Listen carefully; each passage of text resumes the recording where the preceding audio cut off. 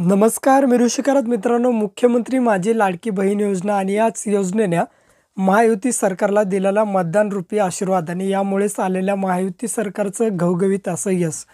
याच पार्श्वभूमीवर महायुती सरकारने काही जाहीरनाम्यामध्ये या ठिकाणी या योजनेसंदर्भात वक्तव्य केली होती. ती म्हणजे सर्वात महत्त्वाची की मुख्यमंत्री माझी लाडकी बहीण योजनेचा हप्ता 1500 वरून 2100 रुपये करू. आता या संदर्भात सर्वात महत्त्वाची अशी अपडेट आलेली आहे. आणि दुसरी अपडेट म्हणजे की डिसेंबरपूर्वीचा हप्ता केव्हा येणार आहे, या दोन गोष्टी आपण या व्हिडिओच्या माध्यमातून बघणार आहे.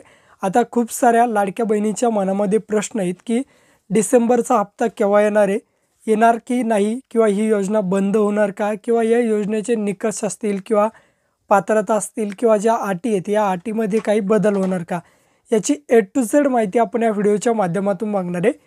तर मित्रांनो, व्हिडिओ नक्की तुम्ही शेवटपर्यंत बघा. आपल्या चॅनलवर जर तुम्ही पहिल्यांदाच आला असता तर चॅनलला सबस्क्राईब करून ठेवा. असेच नवनवीन व्हिडिओ आम्ही तुमच्यासाठी घेऊन येतो. जर तुम्हाला काही विचारायचं असलं तर व्हिडिओला कमेंट करा की व्हिडिओच्या डिस्क्रिप्शन बॉक्समध्ये टेलिग्रामचा ग्रुप दिला आहे, त्यावरती तुम्ही अजूनही जॉईन झाला नसाल तर त्यावरती जॉईन व्हा.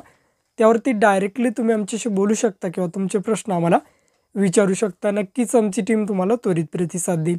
चला तर या ठिकाणी व्हिडिओला सुरुवात करूया. तर मित्रांनो, नागपूरला सुरू असलेले हिवाळी अधिवेशन, याच अधिवेशनामध्ये माननीय मुख्यमंत्री श्री देवेंद्र फडणवीस यांनी सांगितलं आहे की निवडणुकीपूर्वी असेल किंवा जाहीरनाम्यापूर्वी ज्याही योजना महाराष्ट्र सरकारने सुरू केल्यात त्यातली कुठलीही योजना या ठिकाणी बंद केली जाणार नाही.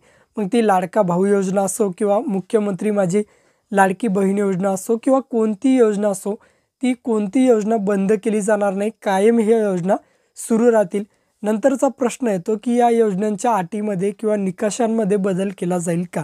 तर मुख्यमंत्री माझी लाडकी बहीण योजनाचे जर तुम्ही लाभार्थी असाल तर यामध्ये कुठल्याही अटीमध्ये किंवा याच्या ज्या पात्रता आहेत त्यामध्ये बदल केला जाणार नाही. पूर्वीच्या ज्या पात्रता आहेत त्याच पात्रता कायम राहतील. ज्या महिलांना किंवा जे लाभार्थी आहेत ज्यांना या अगोदर त्याचे हप्ते मिळालेले, त्या महिलांना त्याचे हप्ते सुरळीत मिळतील. फक्त जे नवीन लाभार्थी आहेत त्यांना ते निकष पूर्ण करावं लागेल. म्हणजे त्या अटी पात्रता जर त्या बसत असतील तरच त्यांना हप्ता सुरू होईल. नंतरचा महत्त्वाचा प्रश्न येतो की येणारा जो हप्ता आहे तो हप्ता केव्हा येईल किंवा किती येईल. तर लाडक्या बहिणींनो लक्षात घ्यायचं, येणारा हप्ता नागपूरचे हिवाळी अधिवेशन संपल्यानंतर येईल.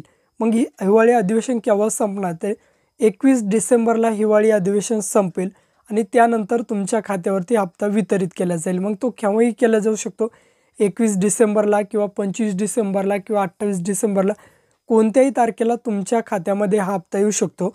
पण हिवाळी अधिवेशन संपल्यानंतर येईल असं माननीय मुख्यमंत्री साहेबांनी सांगितलं आहे. तोपर्यंत तुमच्या खात्यावरती ते पैसे येणार नाही. मग हा हप्ता किती येईल, तर हा हप्ता येईल लाडक्या बहिणींनी तुम्हाला 1500 रुपये.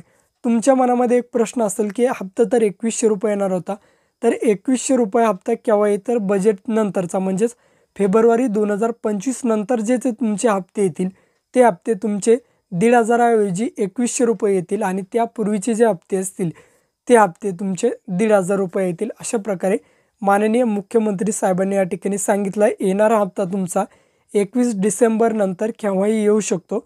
त्यामुळे या ठिकाणी काळजी करायची गरज नाही. योजना कायम सुरू राहणार आहे. आणि सर्वात महत्त्वाचं म्हणजे योजनेमध्ये कुठलाही निकष किंवा कुठलाही बदल या ठिकाणी केलेले नाही. पूर्वीच्या ज्या अटी आहेत, पात्रता आहेत, सेवा शर्ती आहेत त्याच या ठिकाणी कायम ठेवण्यात आल्या. सर्वात महत्त्वाचं, जे कोणी बोगस लाभार्थी असतील किंवा ज्या महिलांनी डबल फॉर्म भरले असतील किंवा महिलांच्या नावावर पुरुषांनी फॉर्म भरले असतील त्यांचे फॉर्म या ठिकाणी रिजेक्ट केले जातील आणि त्यांना एक ऑप्शन दिला जाईल की हे पैसे तुम्हाला परत केले जाईल. आणि ज्या महिला लाभार्थी आहेत ज्यांनी एकच फॉर्म भरला आहे त्यांचा फॉर्म या ठिकाणी पात्र आहे, त्या महिलांना रेग्युलर म्हणजे सुरळीत त्यांच्या खात्यावरती येणारे हप्ते सुरू राहतील. अशा प्रकारे मुख्यमंत्री साहेबांनी सांगितलं आहे. भेटूया अशाच नवीन व्हिडिओत नवीन माहितीसह. जय हिंद.